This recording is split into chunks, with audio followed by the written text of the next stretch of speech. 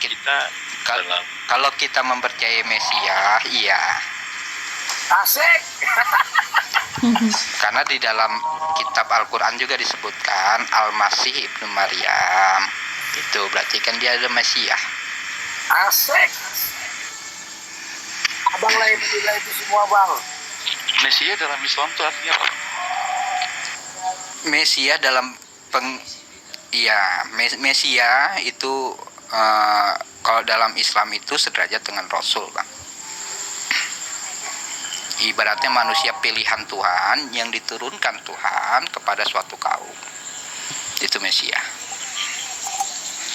Tapi memang ada dalam bahasa beberapa diskusi ya, yang saya lihat itu misalnya seperti ini kan, dipersangkakan orang Kristen itu Tuhannya manusia. Nah ini yang jadi framing yang selama ini melekat kepada orang Kristen.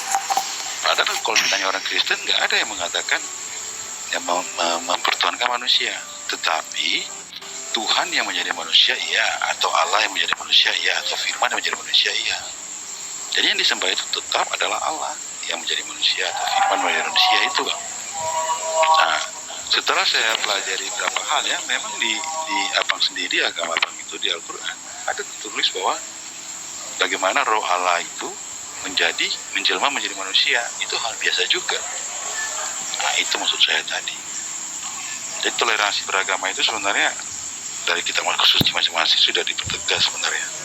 Bagaimana kita melihat perbedaan itu dan melihat sebenarnya banyak kesamaan, tapi kesamaan ini yang kadang-kadang seringkali menjadi framing yang tidak benar gitu. Iya. Boleh saya tanggapi sedikit mengenai satu sosok ini, memang sosok yang mungkin sangat fenomenal ya. Iya.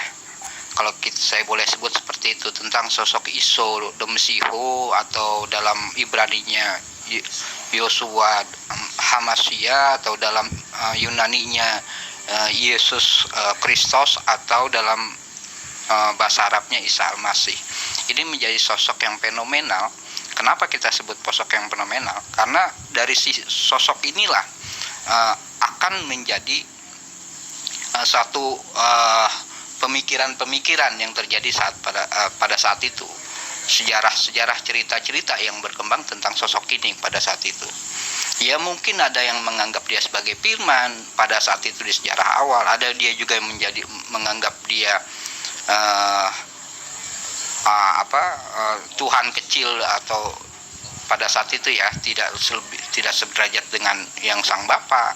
Banyaklah pemahaman-pemahaman. Nah, dalam pemahaman Islam kami hanya menganggap tidak sampai melebihkan dia sederajat dengan Tuhan dan tidak merendahkan dia sebagai manusia yang hina. Itu pemahaman Islam. Jadi Islam itu menempatkan sosok ini sebagai sosok yang mulia, sosok yang sangat dimuliakan di dalam Islam. Wajihan fi dunia wal akhirah, dia sosok yang diduniakan di dunia dan akhirat. Ya, itu loh, Bang, pemahaman Islamnya yang saya bawa. Kalau pemahaman bapak-bapak silakan. Itu kan saya berbeda pemahaman. Seperti konteks kita di awal, pemahaman saya tidak boleh memaksakan pemahaman, saya hanya menyampaikan pemahaman. Oke. Jadi gini, Bang, makanya saya bilang kita bicara trik aja ya. Di Islam dikatakan Isa Al-Masih tidak menikah. Setuju gak, Pak? Kalau di dalam Al-Qur'annya tidak disebutkan Isa Al-Masih tidak menikah. Ya kan? Begitu juga dalam Kristen. Semua orang Kristen kalau ditanya apakah Yesus menikah, jawabannya tidak.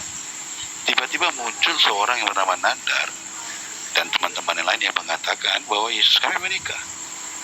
Nah, menurut abang itu kan toleransi yang mau ditunjukkan. Nah, sementara dia beragama Islam loh. Ini kan ranahnya edukasi, Bang ya. Kalau edukasi kita berarti ada literasi. Itu loh, Bang. Ini kan pemahaman jadi abang mereka. sepakat kalau ada orang yang sudah jelas tracknya, kita bicara track loh, Bang.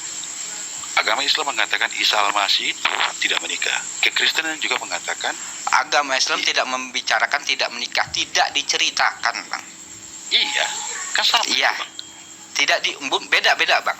Kalau tidak berarti menikah, udah saklek dia tidak menikah. Tapi kalau tidak diceritakan, berbeda, Bang. Ya. Berarti menurut abang dia bisa menikah atau tidak? Isa Al-Masih abang itu. Kalau pemahaman saya pribadi sebagai seorang manusia pada usia seperti itu, kita pemahaman saya ya Bang, bukan pemahaman saya sebagai pribadi, karena di agama Yahudi itu seorang rabi itu salah satu syaratnya adalah menikah. Itu kalau dalam konstruksinya Yahudi, karena sosok ini adalah sosok orangnya Yahudi. Tapi kalau dalam literasi Islam atau apalagi dalam Al-Quran itu tidak diceritakan tentang dia menikah atau tidak menikah. Itu aja Bang. Itulah bedanya antara toleransi dengan iman, Bang. Dalam kekristenan secara iman dikatakan semua ajaran di luar kekristenan itu ajaran setan, Bang. Itu saya dapat buktikan. Itu kan pemahaman silahkan Bang. Itu saya bilang tadi Bang, kalau bicara iman kita berbicara beda toleransi Bang. Iya gini Bang, kalau silakan. Yang saya tanya tadi Abang berbicara toleransi atau bicara iman. Ini jangan disamakan Bang. Karena masalah gini, secara saya diskusi seringkali tabrak lari antara teman-teman di Muslim itu, seringkali dia minta toleransi, tetapi yang ditentukan kepada kami imannya. Nah sekarang kalau bicara iman, orang Kristen bisa dong menunjukkan imannya juga. Kalau masalah ranah keimanan silakan Bang, itu masalah keyakinan seseorang. Itu tidak boleh kita memaksakan sesuatu keimanan. Kenapa dikatakan? Kalau kita udah masuk ranah diskusi, berarti kita siap untuk berdiskusi tentang kebenaran kita. Itu saya bilang tadi Bang. Muncullah seorang nazar mengatakan Yesus menikah sementara dia beragama Islam. Yang dibahasnya bukan Isa Al-Masih tetapi Yesus Kristus. Iya. Nah, menurut Abang, apakah itu yang dikatakan Kasmili ini tuh? Agamamu, agamaku. Nah, ini yang kita bicara toleransi. Saat kita bicara toleransi, kita bicara beda agama, beda pemahaman. Tetapi dia sudah melenceng jauh mencampuri tentang kekristenan. Sama seperti kami orang Kristen, Bang. Kalau Bang tanya orang Kristen itu, Bang, apakah mereka percaya kepada kitab yang akan datang? Tidak ada, Bang. Itu ajaran setan, Bang. Itu tertulis di firman Tuhan kami di Timotius. Bahwa samalah. Itu, Bang. Makanya tadi kita bicara toleransi atau iman. Seringkali di satu sisi kita diminta oleh teman-teman Muslim bicara toleransi, tetapi di sisi lain dengan yang lainnya dengan gampang bicara tentang iman.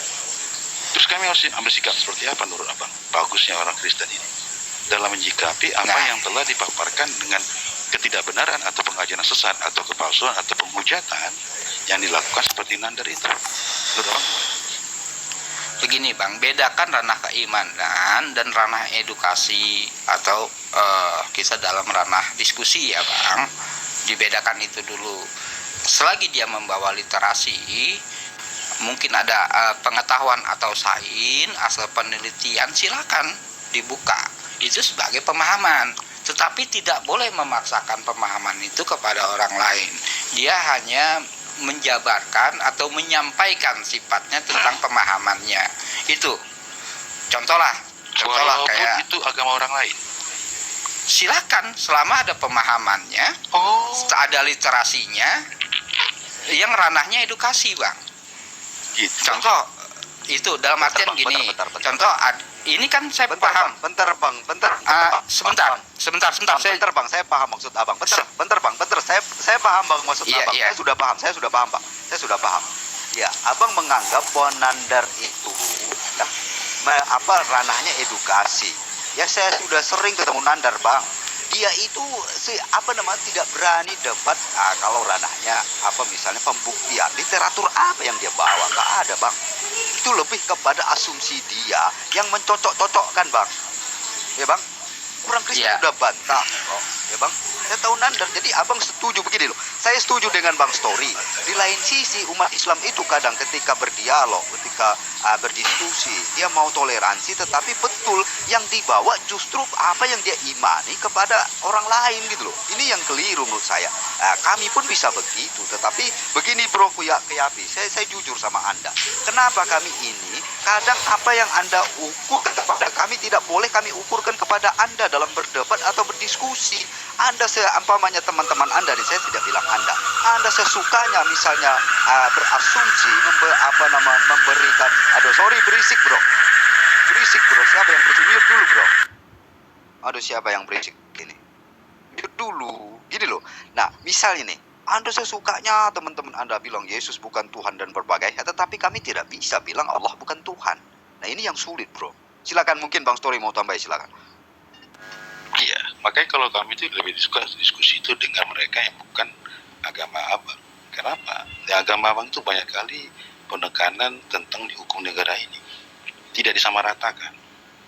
Kamu perhatikan aja teman-teman abang yang di komal-komal mereka itu bicara itu susah karena kan bumi ini punya nenek moyang dia. Tidak bicara toleransi, sama sekali tidak ada toleransi. Abang tes aja nanti. Abang pergi ke komal mereka, apakah dalam pembicaraan mereka ada toleransi? Tidak ada sama sekali. Bahkan penghujatan. Dan yang lucunya kita sama-sama tahu ini penghujatan, tetapi tidak ada respon. Bahkan dikatakan itu edukasi. Sementara dalam kekristenan, edukasi itu dikatakan jadikanlah semua bangsa muridku. Seseorang itu harus menjadi murid Kristus yang diajarkan di mana? Di gereja, di pendidikan. Bukan serta-merta dia harus mencaci maki agama orang lain, tidak ada itu. Nah, baptislah mereka. Ada kata baptis itu dalam nama Bapa, Putra, dan Roh Kudus. Sekarang ada mengatakan orang Islam itu dibaptis 5 kali sehari. Pertanyaan saya, apakah Muhammad dibaptis? Terus dikatakan juga di Alkitab itu, ajarlah mereka melakukan apa yang telah kuperintahkan. Jadi dalam kekristenan seperti itu, Bang.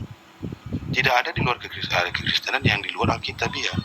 Tetapi yang seringkali terjadi itu adalah mereka orang-orang yang tidak berkompeten itu mengambil Alkitab kami, bahkan mengarahkan pengertian yang tidak ada dalam Alkitab kami kepada pengertian supaya membenarkan kepercayaan dia. Itu yang kita sesalkan dalam beragama ini. Begitu, Bang. Ya silakan Bang Kiapi, silakan.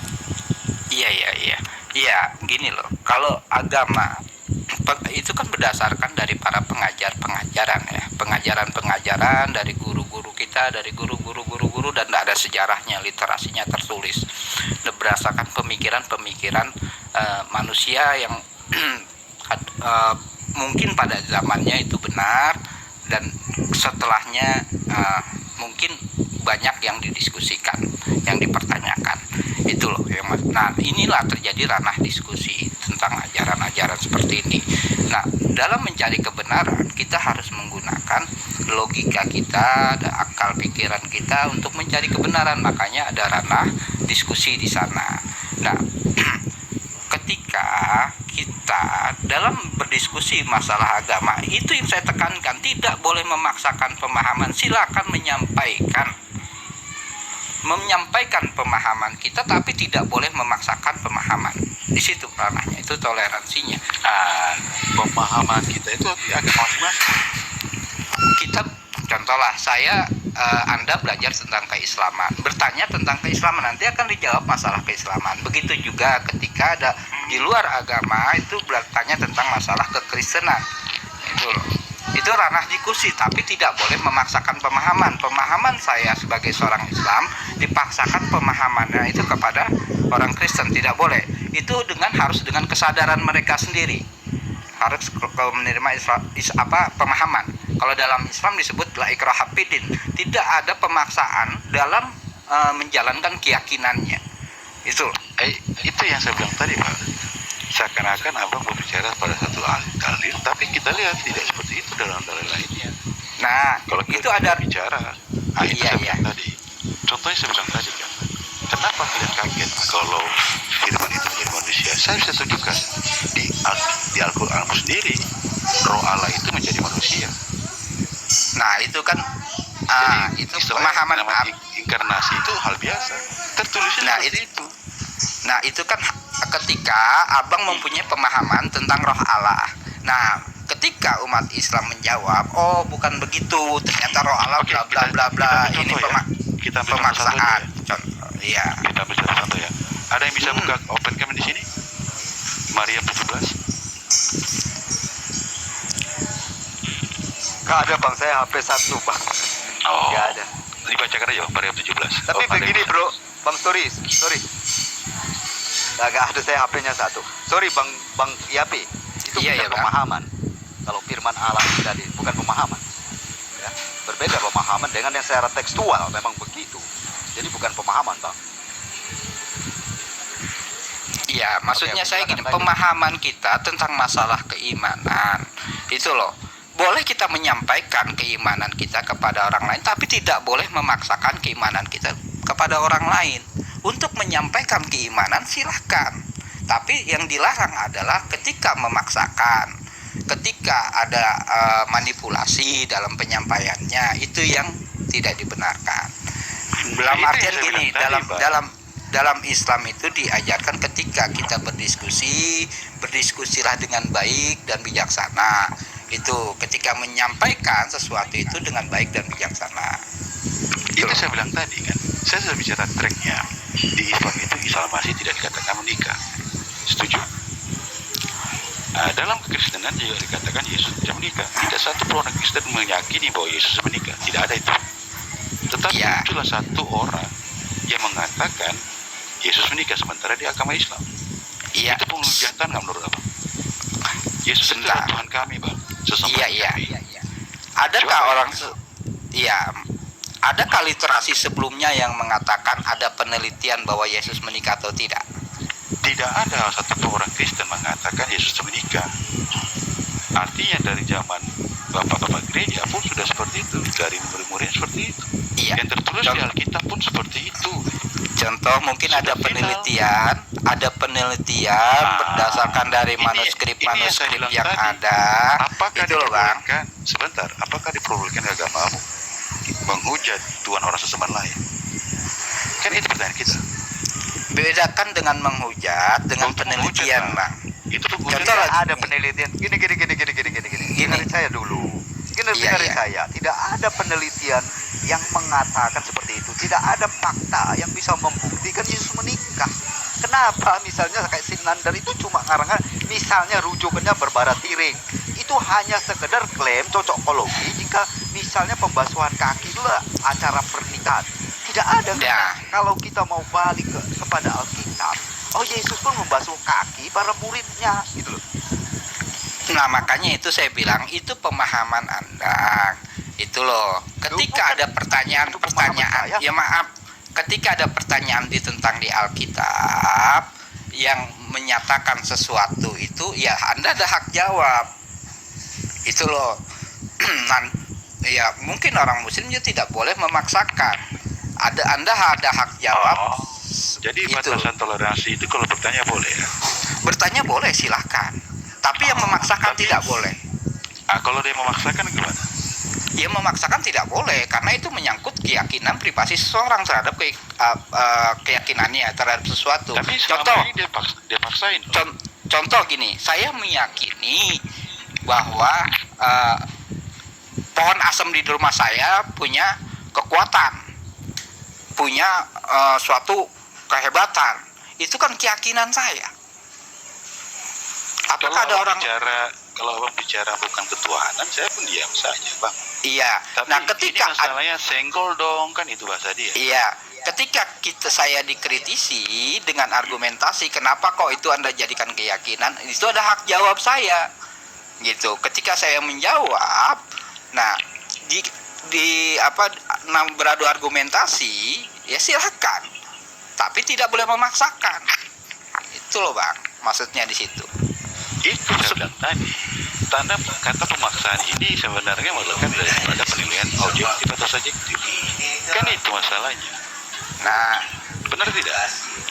ya contohlah kita menilai bahwa Yesus itu menikah. Kalau memang dia ada dasar literasinya, silakan diungkapkan. Nanti kan ada hak Sudah jawab dari ratusan teman-teman. tahun, ribuan tahun tidak ada narasinya. Nggak mungkin di zaman ini ada orang berani menarasikan itu. Itu pertanyaan dasarnya. Aneh itu cara berpikir kamu juga, Bang. Kadang-kadang kamu bicara satu yang kata toleransi, bagaimana menjaga kebutuhan itu. Ini enggak, ujungnya apa? Bagaimana pembenaran agama itu. Dan kami di sini sekarang ada meluruskan apa yang selama ini bengkok. Contohnya, apakah seperti ini misalnya yang selama ini beredar? Abang yakin nggak nabi-nabi itu beragama Islam? Semuanya. Nah, Agak berisik. Ya. Apakah nabi-nabi sudah beragama Islam? Contohnya kita ambil seperti ini. Menurut abang gimana?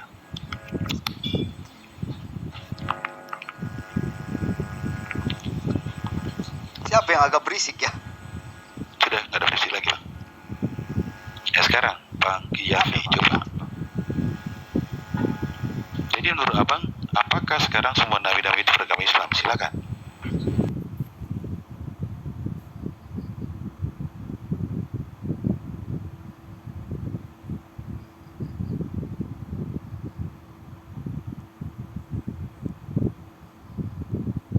Kang Yapi. Bang, open mute bang. Apa ke mute tadi? Tadi sepatnya berisik sih. Kirain apa? Oh iya, oke Open, oke. open mute bang. Oke oke. Oke, udah kedengaran teman-teman. Ya, iya. Karena kan dimatikan nanti supaya nggak mengganggu sama yang lain. Kalau pas ngobrol ya dibuka lah. Iya. Iya iya. Ya, kita ini bertukar pemahaman, Bang ya. Dalam pemahaman Islam, semua nabi dan rasul yang Allah turunkan, yang Allah utus di muka bumi ini adalah seorang muslim, Bang. Pemaknaan seorang muslim adalah orang tersebut berserah diri kepada Allah, tunduk, patuh, taat kepada apa yang diperintahkan dan menjauhi apa yang dilarang. Itu pengertian seorang muslim. Dalam ranah syariat, muslim Islam itu memang disebutkan ketika Rasulullah itu hadir ya. Islam itu penyempurna dari semua agama-agama, karena agama-agama sebelumnya disebut juga sebagai agama keselamatan, damai, itu juga dalam artian Islam juga. Pemaknaannya seperti itulah. Muslim adalah seorang yang tunduk, patuh, taat segala perintah Allah. Ya, silakan. Oke. Hai, apa kita sapa? Oh, iya. Sorry kita sapa dulu nih. Wah, Kristen. Halo, shalom, selamat malam bang. Selamat malam. Ya, oke. Kita lanjutkan ya. Sorry Bang Dawat tadi. Selamat malam. Oke, silakan. Jadi sekarang kita sudah hampir satu garis lurus ya, bahwa Nabi sebelum Nabi Muhammad itu bukan beragama Islam. Setuju?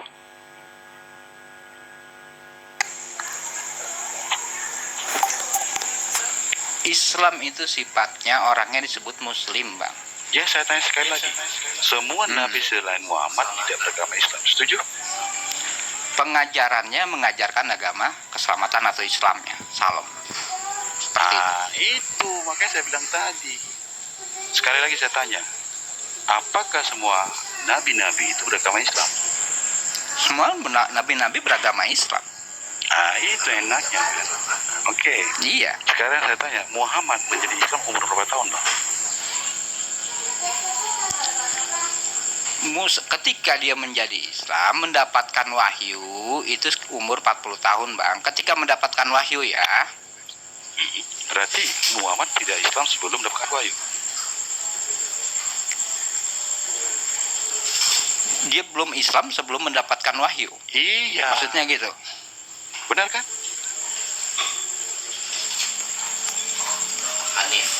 Dia mengikuti Islam itu kan ajaran, Bang. Ajaran. Saya tanya sekali lagi. Iya. Muhammad menjadi Islam umur berapa tahun? 40. Dia mendapatkan wahyu ya. Oke. Sebelum dia mendapat wahyu, dia Islam enggak? Dia mengikuti ajaran para nabi, namanya Milata Ibrahimiyah Hanifah. Saya tanya, Masih apakah mengikuti dia Islam? Nabi Ibrahim. Kita merujuk lagi. Nabi Ibrahim Islam. Dia merupakan mengajarkan agama Islam bahwa tunduk, patuh dan taat kepada perintah Allah. Oke, Itu. satu Salah ayat aja di mana dikatakan Ibrahim itu Islam. Satu ayat aja, silakan. Dia seorang Muslim, Bang. Saya nggak ini ada kitab di Quran ada Itu dikatakan. saya bilang tadi dalam diskusi. Kalian cuma mengatakan Muslim itu adalah agama berserah diri. Saya katakan Itu Muslim, oknumnya. Sebentar. Saya katakan, saya ganti nama saya satu lagi, namanya Muslim. Artinya apa? Lem tikus. Muslim itu bagi saya bukan penyerah diri, tapi lem tikus. Apakah saya katakan Adam itu lem tikus? Tidak. Muslim itu bagi saya lem tikus. Muslim. Bukan berarti Adam itu lem tikus, tidak. Saya tanya tadi jelas kok, yang saya tanya tadi adalah Islam. Muhammad agama Islam ya umur berapa tahun? Umur 4 tahun setelah kenabian. Masa patronnya apa agamanya? Bukan Islam kan? Atau Dia Islam? dia menerima wahyu pada usia 40 tahun. Sebelumnya dia mengikuti ajaran para nabi yang disebut milah Ibrahimiyah Hanifah. Ajaran ini juga disebut ajaran Islam, Bang. Karena Nabi Ibrahim juga disebut sebagai seorang muslim. Oke, saya tanya, Pak. Selain Muhammad, siapa lagi yang menjalankan milah Ibrahim di zaman ini? Apakah kakek nenek moyangnya, ayah bapaknya juga menjalankan milah Ibrahim? Silakan. Banyak pada saat itu, Bang, berdasarkan istrati beberapa masih menjalankan milah Ibrahim Hanifah. Halo, boleh izin bicara Pak teman-teman? Sini sebentar, Pak. Saya belum selesai. Biar enak ini. Sekarang gini, Bro. Itu saya bilang tadi. Framing itu dibilang banyak, Pak. Ayatnya banyak, Pak. Tapi satu pun nama nggak kamu sebutkan. Siapa selain Muhammad di zaman itu yang beragama Hanif? Silakan. Ismail masyhur dia. Ya, contoh lah yang saya tahu itu pada saat itu adalah Warokoh, masih Hanifah. Terus ada lagi Waroka. sahabat. Jadi sekarang sudah kau bilang Waroka Winova adalah Hanif, bukan Nasrani. Dia Warokoh, Bang. Ya, Dia Nasrani mengikuti atau- Ibrahimiyah. Ya. Nasrani itu kan pada saat itu masih mengikuti ajaran para nabi juga. Nanti kan terpecah belah, Bang, kalau kita itu. bicara masalah Nasrani. Makanya kita balik ke topik awal lagi.